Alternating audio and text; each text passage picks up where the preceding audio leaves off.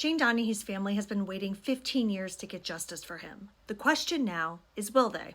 If you've been following along here, then you know that this man, Tim Hickerson, has been charged in the murder of Shane Donahue. He's also been charged with concealing a body and burglary. His trial kicked off today, and while it was mainly just jury selection, we did learn a couple of things. There have been rumors going around that in searches last year, evidence was found, including perhaps bones or other signs of Shane. I addressed this in the last video, but we had further confirmation during voir dire today that that likely is not true. The Commonwealth's attorney asked the jury basically, would you be able to find somebody guilty in a murder case if we don't have a body or a murder weapon?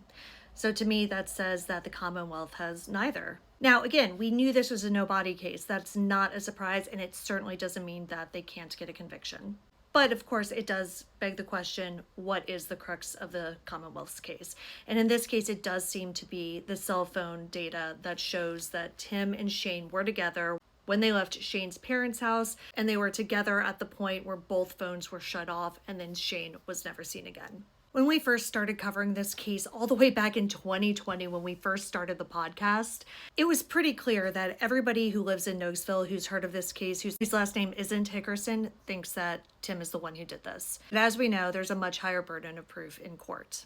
And even though he's been the suspect for 15 years, Tim Hickerson isn't rolling over. His defense team was in court just this morning trying to get a witness knocked off of the list, and the judge is going to rule on that decision tomorrow morning before the jury comes back. We haven't even had opening arguments yet, and there are fireworks in the courtroom already. So this is really going to be an interesting trial. I'm going to be there every day. I'll bring you updates. And again, as always, if you have questions, let me know and I'll do my best to answer them. I'll also end up doing another update/trial recap episode of the podcast, maybe a two-parter depending on how long this goes.